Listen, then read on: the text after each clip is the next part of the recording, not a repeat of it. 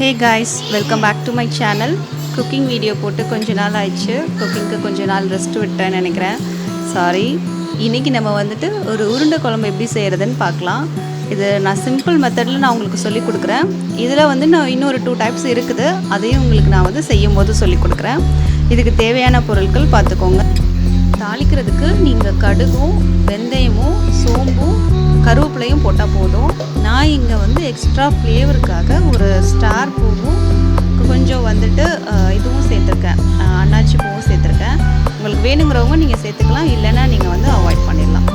இதில் வந்துட்டு தனியாக வந்து பருப்புக்கு ரெசிபி நான் வந்து போட்டிருக்கேன். பருப்பு எப்படின்னா, இந்த பருப்பு ஊற வச்ச பருப்பு வந்து நீங்கள் ஒரு 3 hours 4 hours வந்து ஊறணும். ஊறினதுக்கப்புறம் ஒரு மிக்ஸி ஜாரில் பூண்டும் வரமிளகாவும் கொஞ்சம் சீரகமும் போட்டு நான் ஒரு 1 பாதியமாக அரைச்சிக்கிறேன். அரைச்சிட்டு அதோட இந்த ஊற வச்ச பருப்பையும் தண்ணி நல்லா ஃபில்ட்ரு பண்ணிக்கோங்க. ஃபில்ட்ரு பண்ணிவிட்டு கொஞ்சம் கொஞ்சமாக போட்டு அதை நல்லா பேஸ்ட் பண்ணி எடுத்துக்கோங்க.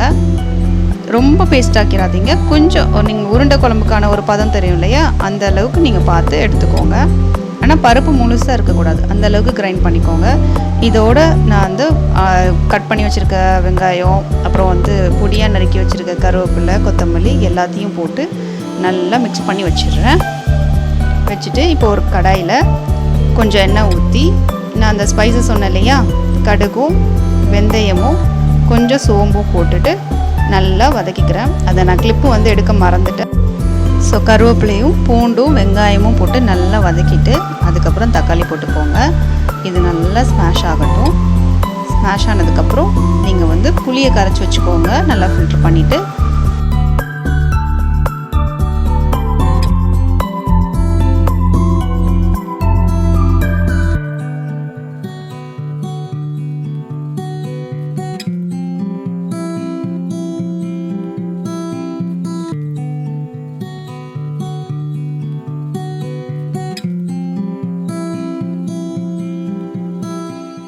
கரைச்சி வச்ச புளியை வந்து நீங்கள் வடிகட்டிட்டு ஊற்றிக்கோங்க.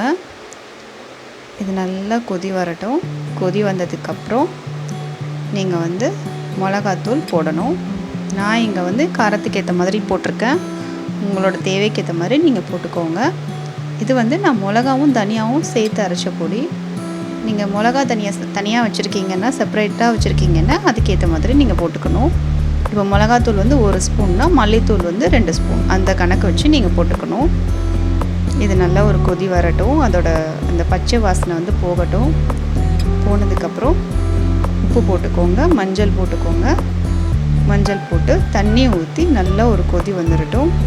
இதில் வந்து ஒரே ஒரு டிப்பு என்னென்னா, நீங்கள் தண்ணி வந்து கொஞ்சம் அதிகமாகவே ஊற்றிக்கோங்க.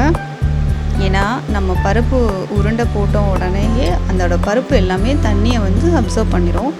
ஸோ வந்து உங்களுக்கு குழம்பு வந்து அந்தளவுக்கு இல்லாத மாதிரி இருக்கும். ஸோ அதனால் தண்ணி வந்து கொஞ்சம் தாராளமாக ஊற்றிக்கோங்க. அப்போ தான் உங்களுக்கு உருண்டை போட்டோடனே உங்களுக்கு ஒரு கிரேவி கன்சிஸ்டன்சியில் உங்களுக்கு வரும். ஸோ வந்து இது ரொம்ப ஈஸியான ரெசிபி தான். இதே வந்து இன்னொரு மாதிரியாக எப்படி பண்ணலாம் அப்படின்னா, இந்த பருப்பு நம்ம உருண்டை பிடிச்சி வச்சுருக்கோம் இல்லையா, இதையே வந்துட்டு நீங்கள் வந்து இட்லி குண்டானில் வச்சு நீங்கள் ஆவி கட்டி இட்லி நீங்கள் எப்படி வேக வைப்பீங்களோ அதே மாதிரி வேக வச்சுட்டு அதை எடுத்து அதுக்கப்புறம் இந்த குழம்புல போடலாம். அப்படி இல்லைன்னா எண்ணெய் வந்து நம்ம வடை சட்டி மாதிரி இருக்கும் இல்லையா, அந்த எண்ணெய் கொஞ்சம் ஊற்றி அதில் வந்து லைட்டாக ஃப்ரை பண்ணணும். ரொம்ப ஃப்ரை பண்ணிடக்கூடாது, கொஞ்சமாக லைட்டாக ஃப்ரை பண்ணிவிட்டு இதில் போடலாம். இல்லைன்னா வந்துட்டு நீங்கள் அந்த மாவு உருண்டை பிடிச்சி வைக்கிறீங்கல்ல, அதுக்கு முன்னாடியே கொஞ்சம் லைட்டாக எண்ணெய் ஊற்றி அதில் வெங்காயம் போட்டு கருவேப்பிலை கொத்தமல்லிலாம் போட்டு இந்த பருப்பையும் போட்டு தாளிச்சிட்டு அதுக்கப்புறம் சூடு கொஞ்சம் நார்மலானதுக்கப்புறம் அதை பிசைஞ்சு உருண்டை பிடிச்சி நீங்கள் இதில் போடலாம். இது வந்து ஈஸியான ரெசிபினால நான் இந்த மாதிரி உங்களுக்கு செஞ்சு காமிச்சிருக்கேன். அந்த மாதிரி ரெசிபி வேணுனாலும் சொல்லுங்கள், நான் உங்களுக்கு அடுத்த வீடியோவில் உங்களுக்கு நான் செஞ்சு காமிக்கிறேன். அவ்வளோதான். இப்போ நீங்கள் நல்லா சிம்மில் வச்சிட்டிங்கன்னா அந்த பருப்பு உருண்டை எல்லாமே ரெடி ஆயிரும். குழம்பு வந்து எண்ணெய் பிரிஞ்சு வந்துடும். நான் லாஸ்ட்டில் இறக்க போகிறதுக்கு முன்னாடி நான் நல்லெண்ணெய் விட்டுருக்கேன். நல்லெண்ணெய் விட்டு நீங்கள் சாப்பிடும்போது உங்களுக்கு ஒரு காரம் வந்து உங்களுக்கு இல்லாத மாதிரி இருக்கும். அது ஃப்ளேவரும் நல்லாயிருக்கும். அவ்வளோதான் ஃப்ரெண்ட்ஸ், உங்களுக்கு உருண்டை குழம்பு ரொம்ப ஈஸியாக வந்து ரெடி ஆயிடுச்சு. இது கண்டிப்பாக செஞ்சு பாருங்கள். செஞ்சு பார்த்துட்டு எனக்கு கமெண்ட் பண்ணுங்கள். இந்த சேனல் உங்களுக்கு பிடிச்சிருந்தா சப்ஸ்கிரைப் பண்ணுங்கள். மறக்காமல் பெல் பட்டன் அமுக்குங்க. தேங்க்ஸ் ஃபார் வாட்சிங்.